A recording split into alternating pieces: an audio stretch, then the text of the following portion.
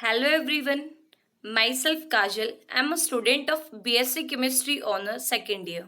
Today I'm going to make a presentation on topic D block element. As we know that our periodic table is divided into the four block S, P, D, F. In this chapter we will discuss about the D block element, their position, their physical and chemical property.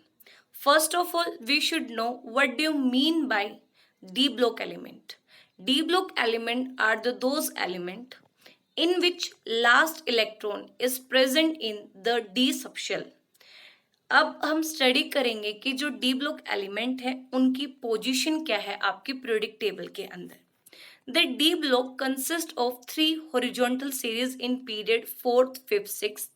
D block element हमेशा ही period 4 से start होते हैं, period 4 के बाद 5th, 6th में present होते हैं. 10 element in each series कि हर एक सीरीज के अंदर 10 एलिमेंट प्रेजेंट होते हैं. And it's chemistry is different from other element because of special electronic configuration. Differences within a group in a D block are less sharp than in S and P block. Similarity across a period are greater. अब हम deal करेंगे इनकी first जो basic चीज होती है वो है इलेक्ट्रॉनिक कॉन्फ़िगरेशन कि डी ब्लॉक एलिमेंट की इलेक्ट्रॉनिक कॉन्फ़िगरेशन होती क्या है. Across the first row of the D block, scandium to zinc, each element has one more electron and one more proton. Each additional electron enter the 3D subshell. The core configuration for all the period fourth transition element is that of the argon. कि भी इनकी जो Koring electronic configuration है उसके अंदर argon present होता है. Argon की इलेक्ट्रॉनिक कॉन्फ़िगरेशन क्या होती है 1s2 2s2 2p6 3s2 3p6.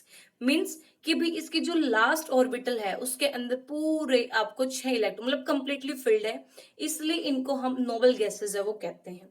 तो देखा गया कि हर एक ट्रांजिशन एलिमेंट के कोर में आपको आर्गन या फिर नोबल गैसेस देखने को मिलती हैं. जैसे ये एक डायग्राम से रिप्रेजेंट किया गया है कि भी हमारे जो ये है आर्गन है इसकी एनर्जी को बताया गया है कि भी जैसे आर्गन में 1s में 2 इलेक्ट्रॉन है, 2s में 2 इलेक्ट्रॉन है, फिर 3s में 2 इलेक्ट्रॉन है, 3s और 2s के बीच में 2p है जिसके अंदर आपको 6 इलेक्ट्रॉन देखने को मिलते हैं. फिर आपका आ जाएगा 3p जिसके अंदर 6 इलेक्ट्रॉन होते हैं. 3p के बाद आता है 4s, फिर 3d और फिर 4f according to the energy level. अब ये हो गया आर्गन. आर्गन के बाद आते हैं हमारे ट्रांजिशन एलिमेंट्स. तो पहला जो ट्रांजिशन एलिमेंट है आपकी 3D सीरीज का वो है स्कैंडियम. स्कैंडियम जिसका एटॉमिक नंबर 21 है. तो अब देखा कि जो इसकी इलेक्ट्रॉनिक कॉन्फ़िगरेशन होगी, अब इतनी तो ठीक थी कि भाई आर्गन में 1s2 2s2 2p6 3s2 3p6 complete थी, लेकिन अब इलेक्ट्रॉन फिलिंग करने होंगे क्योंकि भी स्कैंडियम का 21 है, आर्गन का 18 था, तो 3 इलेक्ट्रॉन को फिल करना पड़ेगा. तो इलेक्ट्रॉन फिल कहाँ किए जाएंगे 3p के बाद एनर्जी लेवल के अकॉर्डिंग पहले इलेक्ट्रॉन 4s में भरे जाएंगे और फिर आ जाएगा आपकी 3d के अंदर. तो देखा गया कि भी 3d1 4s2 इलेक्ट्रॉनिक कॉन्फ़िगरेशन हो गया आपके स्कैंडियम की. तो similarly in a same manner electronic configuration है विद स्कैंडियम टू जिंक तक भरे जाएंगे. जैसे स्कैंडियम के अंदर आपने देखा 4s2 3d1 आ जाएगा, फिर टाइटेनियम जिसके अंदर 4s2 3d2 आ जाएगा, फिर vanadium having the atomic 23 electronic configuration argon 3d3 4s2. After that chromium having the atomic number 24 electronic configuration is argon. इसकी कुछ डिफर होगी, इसकी होगी 3d5 4s1.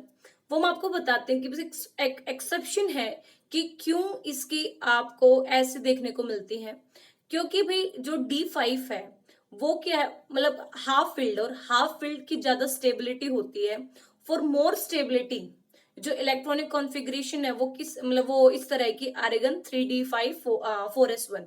फिर आ जाएगा manganese atomic number 25 electronic configuration आ जाती है आर्गन 3d5 4s2. फिर iron atomic number 26 electronic configuration आ जाएगी आर्गन 3d6 4s2. फिर आ जाते हैं cobalt atomic number 27 electronic configuration argon 3d7 4s2. Nickel atomic number 28 electronic configuration is argon 3d8 4s2. फिर कॉपर जो एक्सेप्शन है जिसका एटॉमिक नंबर 29 है, इसकी इलेक्ट्रॉनिक कॉन्फ़िगरेशन होगी 3d10 4s1। और zinc having atomic number 30, electronic configuration हो जाएगी आर्गन 3d10 4s2। तो आपने दो एक्सेप्शन देखे, एक था क्रोमियम का एक्सेप्शन और एक था कॉपर का, कि भाई जिसमें इलेक्ट्रॉन है आने चाहिए थे, जैसे क्रोमियम में आने चाहिए थे 3d4, 3d4 ना अगर 3d5 आ गए। सेम फॉर कॉपर, कॉपर में इलेक्ट्रॉन होने चाहिए थे 3d5, बट 3d9 होने चाहिए थे, लेकिन आगे 3d10। क्योंकि ये इंपॉर्टेंट चीज है कि जो आपकी डी ऑर्बिटल होती है, जो डी सबशेल होती है, वो हाफ फिल्ड और कंप्लीट फिल्ड है, वो बहुत ज्यादा स्टेबल है। तो इस स्टेबिलिटी के लिए क्रोमियम और कॉपर ये इलेक्ट्रॉनिक कॉन्फ़िगरेशन शो है वो कर देते हैं। अब है क्रोमियम कॉपर केस, उसको अच्छे से बताते हैं कि chromium and copper do not fit the pattern of building up the 3D subshell why. In the ground state, electrons are always arranged to give the lowest total energy.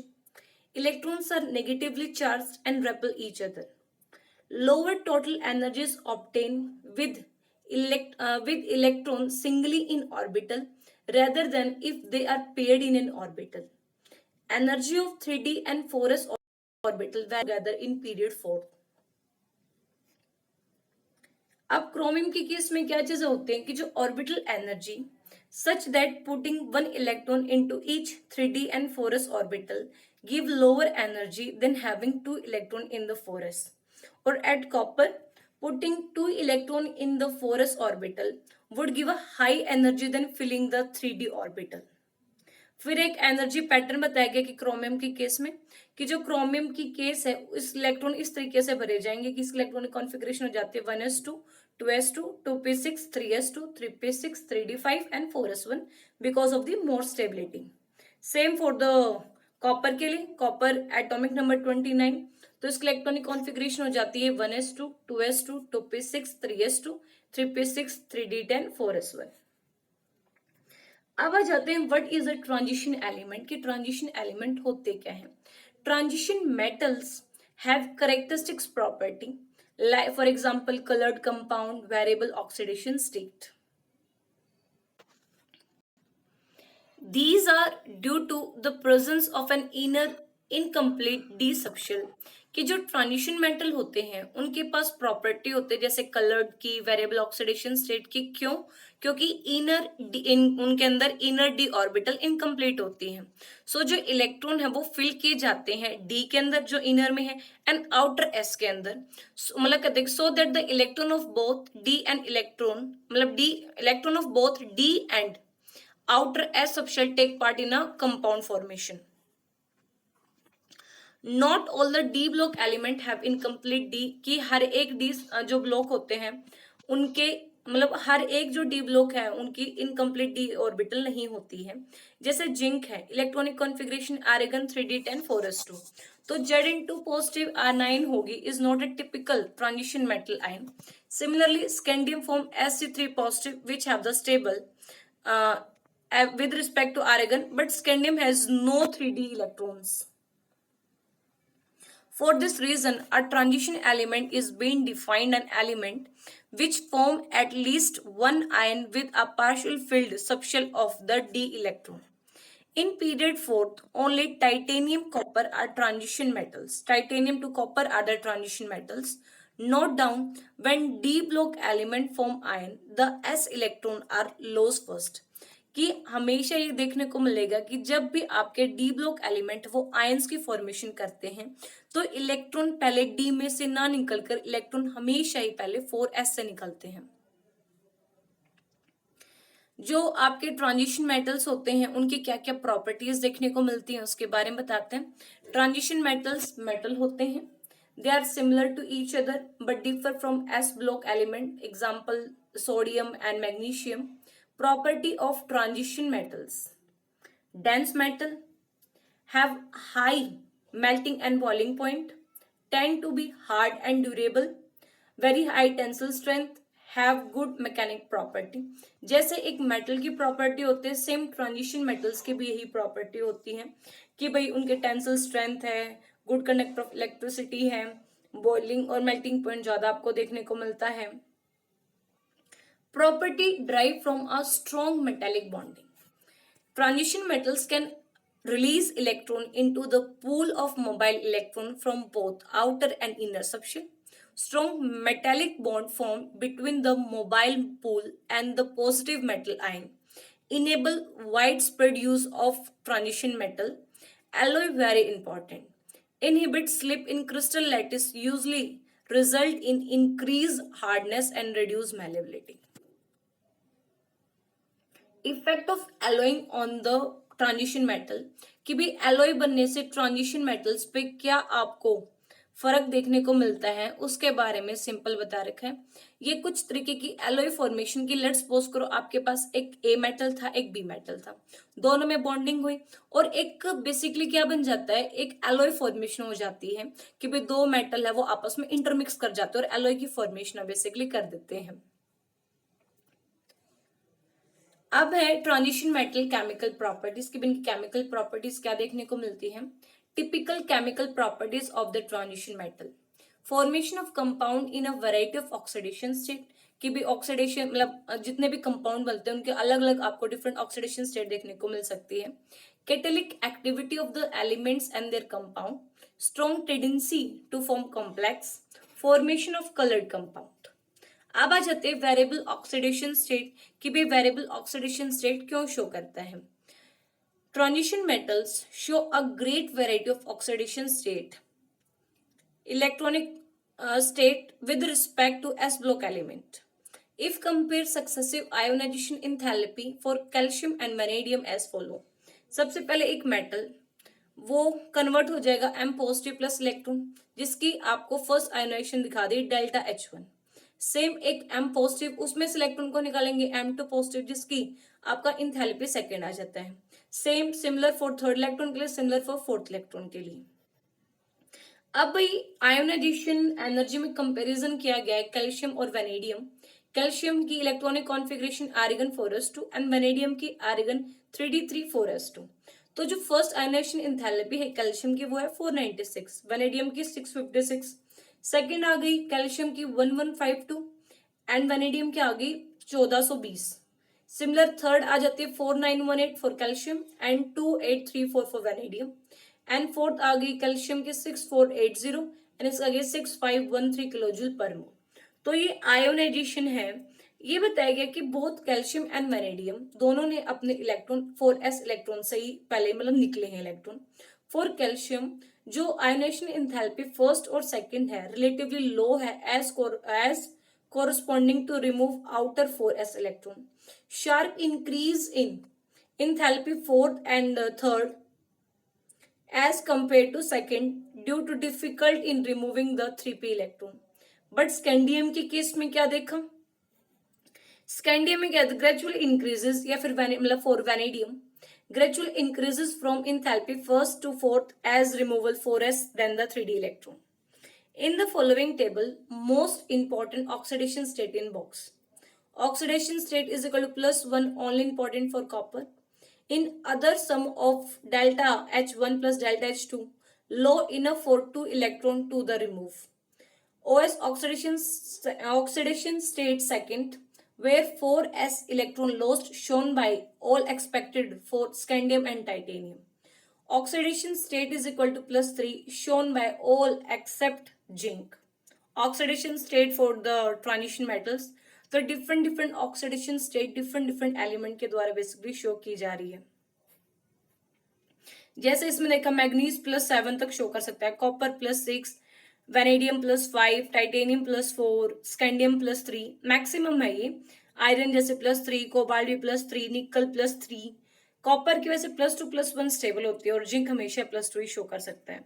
अब है कि no of the oxidation state shown by an element increases from scandium to manganese, a number of oxidation state shown by an element increases from scandium to magnesium कि जैसे हम scandium to manganese जाते हैं जो oxidation state है वो increase हो रहा है। In each of these element, highest oxidation state is equal to number of 3d and 4s electron. After manganese, decrease in number of oxidation state shown by an element. Highest oxidation state become lower and less stable. Since increasing nuclear charge binds 3D electron more strongly, hence harder to remove. In general, lower oxidation state found in simple ionic compound. For example, compound containing Cr3 positive, Mn2 positive, Fe3 positive, Cu2 positive ion. Transition metal in higher oxidation state usually covalently bound to electronegative elements such as oxygen or fluorine. Example VO3 negative vanadate या फिर मैग्नेटेट ion MnO4 negative. Simple ion with high oxidation state such as Vf positive Mn7 positive are not formed. कि simple जो highest oxidation state होती है वो always oxidation और fluorine के साथ ही आपको देखने को मिलती है. Stability of the oxidation state. Change from one oxidation state to another is redox reaction.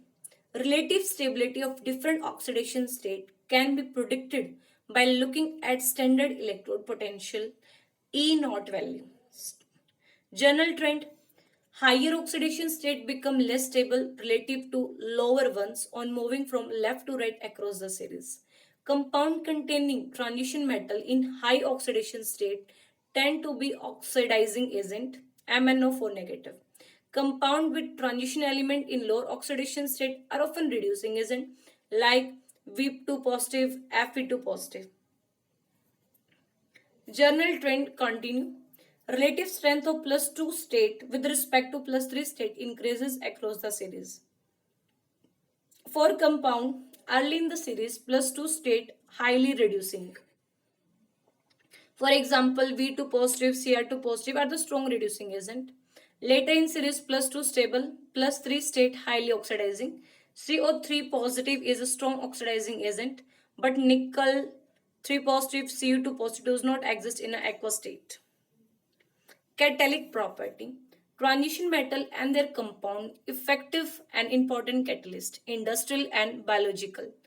The people in the know believe catalysts provide reaction pathway with low EA than uncatalyzed reaction. Once again, availability of 3D and 4s electron, ability to change OS among factors which make transition metal such strong catalyst.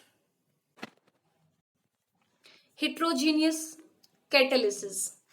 Catalyst in different phases from reactant usually means solid transition metal catalyst with reactant in liquid or gaseous phase. Transition metals can use the 3D and 4s electron of atom on metal surface to form weak bond to the reactant. Once reaction has occurred on transition metal surface, this bond can break to release product. Important example is hydrogenases of alkenes using nickel or platinum catalyst. Heterogeneous catalyst है उसके आपको कुछ example से बताया गया कि भी हम ऐसे भी कर सकते हैं इसको. एक होते हैं homogeneous कैटलाइसिस. Catalyst in some phases as reactant usually means reaction take place in aqueous phase. Catalyst aqueous transition metal ion usually involve transition metal ion forming intermediate compound with one or more of the reactant. Intermediate then break down to form product. इसमें एक homogeneous catalysis का एक example देके आपको बताया है कि जो अबो रिएक्शन है उसको यूज किया गया है 2,3 dihydroxy butanoate ion with hydrogen peroxide reaction catalysed by CO2 positive. की जो रिएक्शन हो रही है 2,3 dihydroxy butanoate with hydrogen peroxide, उसमें कैटलिस्ट है वो मतलब cobalt use as a catalyst होता है जो हमेशा सरफेस एरिया ही प्रोवाइड करेगा. ये एक मैकेनिज्म है कि भी कैसे इस रिएक्शन को किया गया है कि सिंपल H2O2 रिएक्शन करेंगे जो आपका गिवन कंपाउंड है ब्यूटेनोइट. सबसे पहले CO2 पॉजिटिव रिड्यूस्ड होगा, H2O2 get oxidized to CO3 positive. Intermediate contain CO3 positive green colour का आपको बेसिकली मिलता है. फिर जो आपका प्रोडक्ट होगा CO3 positive oxidise 2,3 hydroxy butanoate and get reduce to CO2 positive. Product आपका मिल जाएगा CO2 methanoate water CO2 positive pink colour. और आफ्टर दैट रीजनरेटिंग कैटलिस्ट कि आपने देखा कि स्टार्टिंग में CO2 पॉजिटिव रिड्यूस्ड हुआ था, आखिरी में मतलब पहले यूज हुआ फिर आखिरी में निकल भी गया। तो देखा कि जो कैटलिस्ट होते हैं वो केवल रिएक्शन को बढ़ाने में मदद करते हैं, केवल सरफेस एरिया प्रोवाइड करते हैं। जैसे ही स्टार्टिंग में था वैसे आखिरी में निकल जाता है, कि भी पहले यूज होगा फिर आखिरी में रिमूवल भी हो जाएगा। That's for that's all for today's lecture. Thank you.